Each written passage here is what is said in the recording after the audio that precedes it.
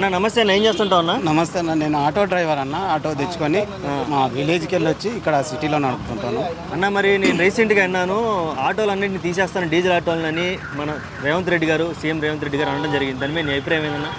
దాని మీద ఆయన రేవంత్ రెడ్డి ఏమంటున్నారు అంటే డీజిల్ ఆటోలు అవుట్ ఆఫ్ రింగ్ రోడ్కే పరిమితం అంటున్నాడు. మరి సిటీలో ఉన్న వాహనాలన్నీ వితౌట్ కార్లు కూడా నడుస్తున్నాయి కదా డీజిల్వి, అవన్నీ బంద్ చేయకుండా ఓన్లీ మా ఆటోల మీద ఫోకస్ పెట్టడం అనేది ఇది చాలా బాధాకరంగా అనిపిస్తుంది. నా బతికే ఆటో అనుకొని నేను తెచ్చుకున్నాను. నాకు ఇప్పుడు చాలా ఇబ్బంది అయిపోయింది. నేను అప్పు చేసుకొని ప్లస్ ఫైనాన్స్ చేసుకొని ఆటో తెచ్చుకొని నడుపుతున్నాను.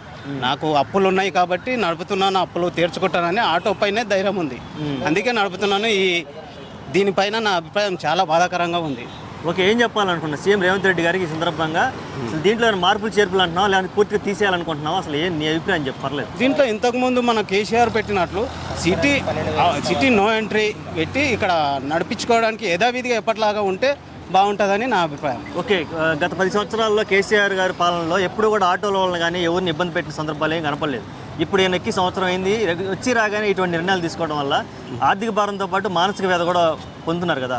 మామూలు మీకు ఎంతమంది ఉన్నారు పిల్లలు? నాకు 2 పిల్లలు ఉన్నారు. మరి 2 పిల్లలు పెట్టుకుని బతకాలంటే కష్టమే కదా. చాలా కష్టం. 2 పిల్లలు, ఫ్యామిలీ ఉంది.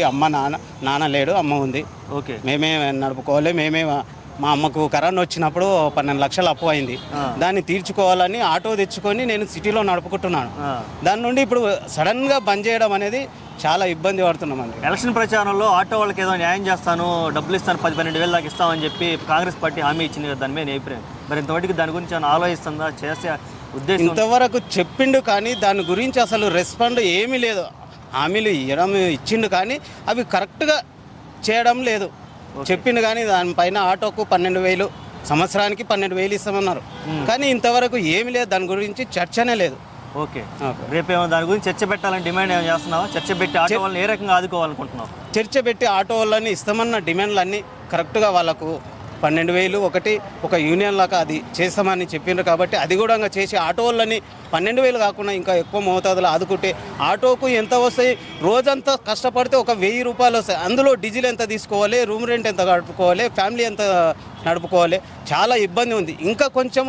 ఇంకా ఎక్కువ పెంచి కూడా చేస్తే బాగుంటుందని నా అభిప్రాయం. ఓకే అన్న, థ్యాంక్ యూ.